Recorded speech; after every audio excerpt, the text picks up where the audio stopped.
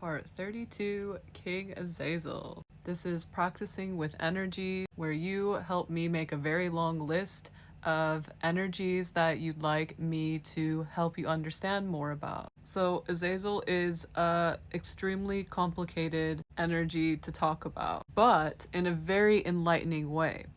So if you'd like to be enlightened about pieces and things like that, stay tuned. Azazel doesn't actually mind being called a demon, which is kind of rare when I talk to demons. Sorry, beware. This is probably due to the complicated nature of Azazel's stories and different things going on. So many complex variations, and so when that happens, you're like, whatever, right? Azazel is great to work with if you are blocked with anything, whether it's spiritually, creatively, or even work related. Azazel is specialized in breaking up a big piece, which is that huge block, into tiny little pieces, making those little pieces into logical and easy to comprehend projects or concepts. You feeling that it's become more manageable and logical and easy comes from shifting a very narrow point of view that you are in that moment and expanding it by not expanding it like you think of stretching or adding to, but by breaking up the bigger piece. While Azazel was talking about this, the visuals I got were someone mining this huge crystal that's gigantic. And you can't, that even though it's a huge amount of crystal, it's worthless and meaningless in that big chunk. Like, what are you going to do with it, right?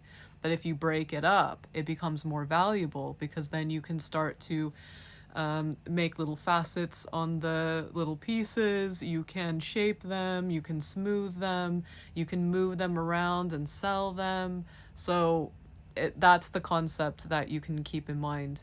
Funnily enough, I actually have a reading that I do that you can look at more on my website that was apparently inspired by Azazel and I didn't know. So Azazel approves of that series. You can have a look. I will put it in the description if you read below.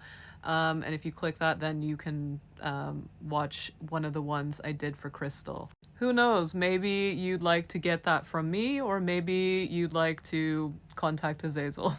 Now let's talk about Azazel's complexities. There are 3 I'm going to share with you. If you'd like to have more, you can book a session with me, and I'll let you know more. Number 1, as a job role.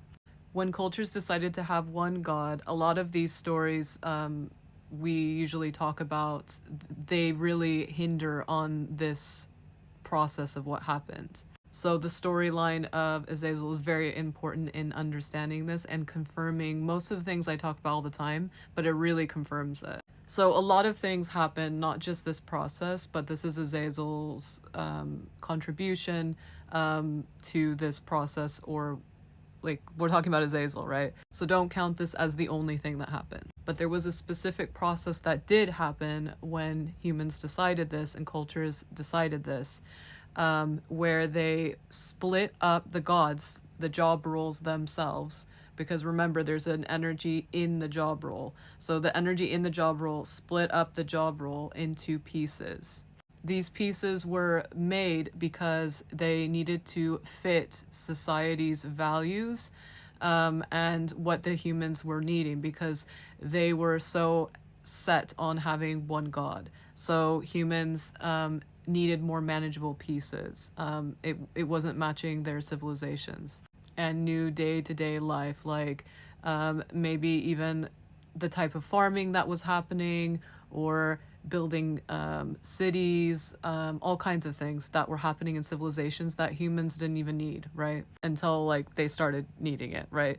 Okay, then the process of calling them angels and demons, even if it's in a different language, or it's about being evil, or about being good and pure and all those kind of concepts, and making them into like, not beings, because humans can't do that. Humans can only create job roles, or be a part of creating the job role, but making these job roles basically of an angel and a demon. So that process is the humans pulling from those pieces and making them into demonizing them and angelizing them per how they feel about it. So it's not because of anything other than their opinions and choices that the humans decided these things. They had a good experience or they had a bad experience, and they would just call them that. That's why categorization is humans' downfall. Unless it's scientific, but if it's about spirituality, it's not good. Unfortunately, those storylines from all the different cultures, there's different versions in the Quran, and there's different in the Bible, there's different in also the Jewish faith, and they got lost in translation. That's what Azazel says. Each of these stories and each culture represents their own Azazel piece based on the culture's understanding of the channeled information. Number 2, as a being. I try to stay away from the word being, but in this case, it makes sense in these 1, 2, 3. So we're gonna say being for now. So this version of Azazel, I would like to call a rogue demon. And I used to say rogue demons and angels, and I'm trying to find a better way to call this type of energy start of the energy's life. For now, we're still going to say it. So they are a piece that was taken off of an original energy to do a certain task, and they are almost like, you can think of them like a clone copy child, if that makes sense.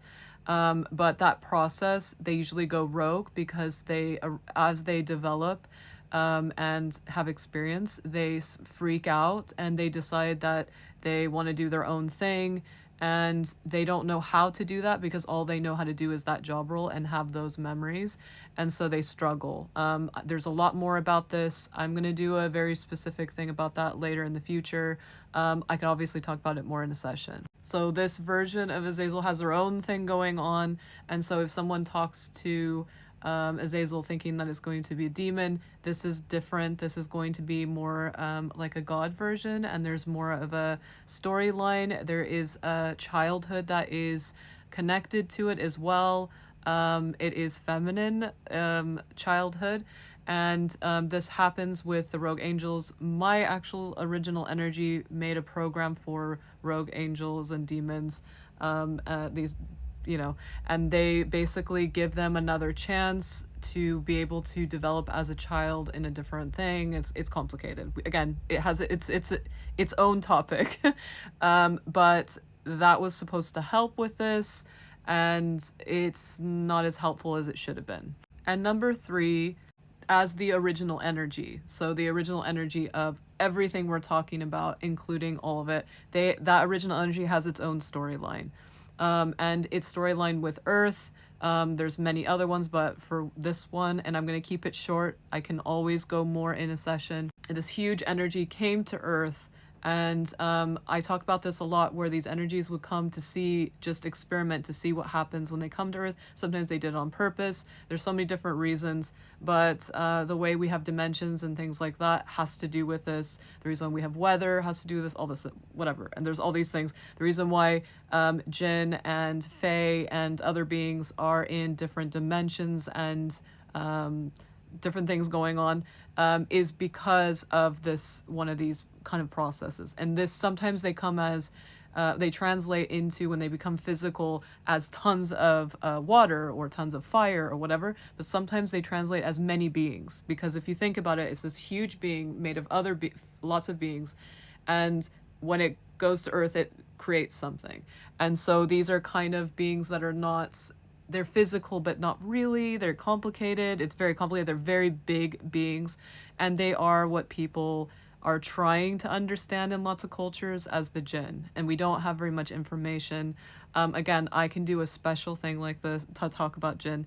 So you can think of it as the mother and father of the jinn, if that makes sense, because it's almost like the rogue angel thing, but instead it's like it just happened by that translation on Earth. So hopefully, if you're blocked, Azazel is your helper. If you're still having troubles, I also specialize in it.